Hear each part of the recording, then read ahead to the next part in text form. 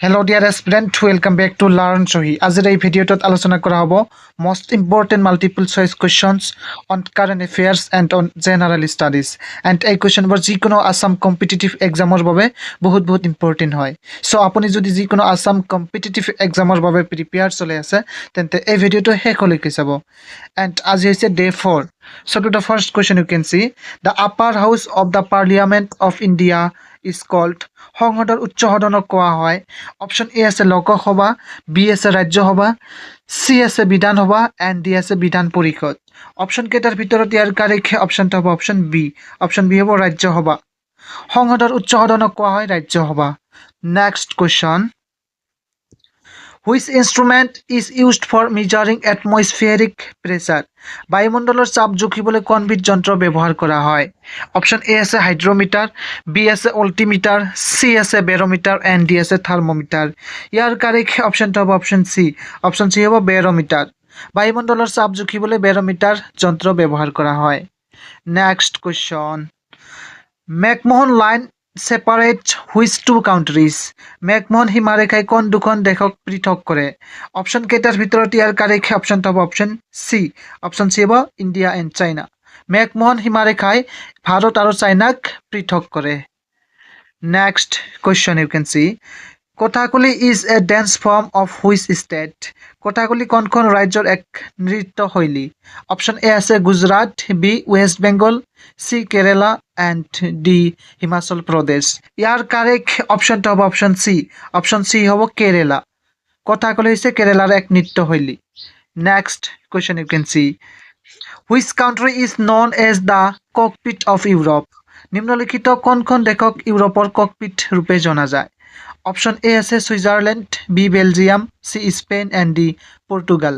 Option কেইটাৰ ভিতৰত ইয়াৰ কাৰেক্ট অপশ্যনটো হ'ব অপশ্যন বি। অপশ্যন বি হ'ব বেলজিয়াম।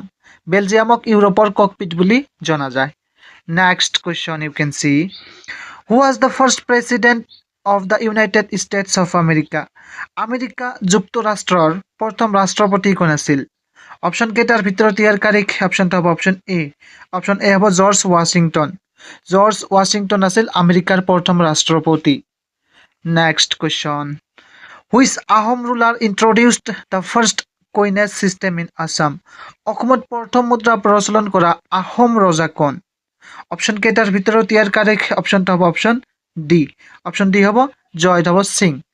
অসমত প্ৰথম মুদ্ৰা প্ৰচলন কৰে Jayadhwaj Singh. Next question you can see, which Assamese historian wrote Assam Buranji? Asom বুৰঞ্জী কোনজন অসমীয়া ইতিহাসবিদে লিখিছিল? ইয়াৰ কাৰেক্ট অপশ্যনটো হ'ব অপশ্যন ডি। অপশ্যন ডি হ'ব কাশীনাথ তামুলী ফুকন। কাশীনাথ তামুলী ফুকনে অসম বুৰঞ্জী লিখিছিল। Next question you can see, which element is essential for the formation of red blood cells? ৰক্তকণিকা গঠনৰ বাবে কোনটো মৌল অপৰিহাৰ্য? Option A iron, B oxygen, C calcium and D potassium. ইয়াৰ কাৰেক্ট অপশ্যনটো হ'ব অপশ্যন এ। অপশ্যন এ হ'ব আইৰণ। ৰক্তকণিকা গঠনৰ বাবে আইৰণ অপৰিহাৰ্য। Next question you can see, which of the following is the largest organ in the human body? তলৰ কোনটো অংগ মানৱ শৰীৰৰ আটাইতকৈ ডাঙৰ অংগ? অপশ্যন কেইটাৰ ভিতৰত ইয়াৰ কাৰেক্ট অপশ্যনটো হ'ব অপশ্যন ডি। অপশ্যন ডি হ'ব স্কিন। অৰ্থাৎ ছাল হৈছে মানৱ শৰীৰৰ আটাইতকৈ ডাঙৰ অংগ। Next question, in which Indian state is the flamingo festival celebrated? ভাৰতীয় কোনখন ৰাজ্যত ফ্লেমিংগো উৎসৱ পালন কৰা হয়? অপশ্যন কেইটাৰ ভিতৰত ইয়াৰ কাৰেক্ট অপশ্যনটো হ'ব অপশ্যন ডি। অপশ্যন ডি হ'ব অন্ধ্ৰপ্ৰদেশ। অন্ধ্ৰপ্ৰদেশত ফ্লেমিংগো উৎসৱ পালন কৰা হয়। Next question, Dayananda Saraswati was the founder of which of the following missions? Dayananda Saraswati তলৰ কোনটো মিছনৰ প্ৰতিষ্ঠাপক আছিল? অপশ্যন কেইটাৰ ভিতৰত ইয়াৰ কাৰেক্ট অপশ্যনটো হ'ব অপশ্যন চি। অপশ্যন চি হ'ব আৰ্য সমাজ। আৰ্য সমাজৰ প্ৰতিষ্ঠাপক আছিল দয়ানন্দ সৰস্বতী। মনত ৰাখিব, this question is very important. Next question you can see, when was the National Human Rights Commission constituted? ৰাষ্ট্ৰীয় মানৱ অধিকাৰ আয়োগ কেতিয়া গঠন হৈছিল? অপশ্যন কেইটাৰ ভিতৰত ইয়াৰ কাৰেক্ট অপশ্যনটো হ'ব অপশ্যন ডি। অপশ্যন ডি হ'ব 1993। ৰাষ্ট্ৰীয় মানৱ অধিকাৰ আয়োগ গঠন হৈছিল 1993 চনত। Next question. What is the full form of PNG in the computer image format?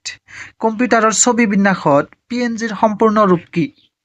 Option কেইটাৰ ভিতৰত ইয়াৰ কাৰেক্ট অপশনটা হ'ব অপশন ডি। অপশন ডি হ'ব পৰ্টেবল নেটৱৰ্ক গ্ৰাফিক্স। PNG ৰ সম্পূৰ্ণ ৰূপটো হৈছে portable network graphics. Next question. Mahatma Gandhi started his Dandi March in the year. Mahatma গান্ধীয়ে কোন চনত দাণ্ডি যাত্ৰা আৰম্ভ কৰিছিল? The correct option is option A 1930. 1930 চনত মহাত্মা গান্ধীয়ে দাণ্ডি যাত্ৰা আৰম্ভ কৰিছিল। Next question. From where did Mahatma Gandhi start his historic Dandi March? Mahatma গান্ধীয়ে ক'ৰ পৰা ঐতিহাসিক দাণ্ডি মাৰ্চ আৰম্ভ কৰিছিল? ইয়াৰ কাৰেক্ট অপশনটা হ'ব option B.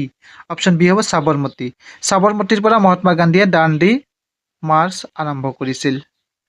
Next question. When is World Health Day observed? বিশ্ব স্বাস্থ্য দিৱস কেতিয়া পালন কৰা হয়? অপশন কেইটাৰ ভিতৰত ইয়াৰ কাৰেক্ট অপশনটা হ'ব অপশন বি। অপশন বি হ'ব 7 এপ্ৰিল। বিশ্ব স্বাস্থ্য দিৱস 7 এপ্ৰিল তাৰিখে পালন কৰা হয়। Next question. Which is the coldest place on earth? পৃথিৱীৰ আটাইতকৈ ঠাণ্ডা ঠাই কোনটো? অপশন কেইটাৰ ভিতৰত ইয়াৰ কাৰেক্ট অপশনটা হ'ব অপশন এ। অপশন এ হ'ব এণ্টাৰ্কটিকা। পৃথিৱীৰ আটাইতকৈ ঠাণ্ডা ঠাইটো হৈছে Antarctica. Next question. Which is the most earthquake prone country? কোন দেশত ভূমিকম্পৰ সংখ্যা আটাইতকৈ বেছি হয়? অপশন এ আছে ইণ্ডোনেছিয়া, বি আছে Japan, C Chile and D Philippines. ইয়াৰ কাৰেক্ট অপশনটা হ'ব অপশন বি। অপশন বি হ'ব জাপান। জাপানত ভূমিকম্পৰ সংখ্যা আটাইতকৈ বেছি হয়। Next question you can see. What is the capital of Australia? অষ্ট্ৰেলিয়াৰ ৰাজধানী কি? অপশন কেইটাৰ ভিতৰত ইয়াৰ কাৰেক্ট অপশনটা হ'ব অপশন সি। অপশন সি হ'ব কেনবেৰা। অষ্ট্ৰেলিয়াৰ ৰাজধানী হৈছে কেনবেৰা। নেক্সট আমি আগবাঢ়িছোঁ কাৰেণ্ট এফেয়াৰ্ছ অৰ্থাৎ সাম্প্ৰতিক পৰিক্ৰমালৈ। ইয়াৰ প্ৰথম নম্বৰ কুৱেশ্যনটো আপোনালোকে চাব পাৰিছে। Which Indian American musician has recently on the Grammy award 2025?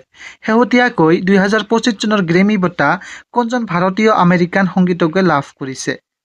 Option কেইটাৰ ভিতৰত ইয়াৰ কাৰেক্ট অপশনটা হ'ব অপশন এ। অপশন এ হ'ব চন্দ্ৰিকা টণ্ডন। চন্দ্ৰিকা টণ্ডনে 2025 চনৰ গ্ৰেমি বঁটা লাভ কৰিছে। নেক্সট কুৱেশ্যন আপোনালোকে চাব পাৰিছে। What is the name of the world's largest active volcano? বিশ্বৰ সৰ্ববৃহৎ সক্ৰিয় আগ্নেয়গিৰিটোৰ নাম কি? অপশন কেইটাৰ ভিতৰত ইয়াৰ কাৰেক্ট অপশনটা হ'ব অপশন এ। অপশন এ হ'ব মৌনালয়া। বিশ্বৰ সৰ্ববৃহৎ সক্ৰিয় আগ্নেয়গিৰিটোৰ নাম হৈছে মৌনালয়া। Next question.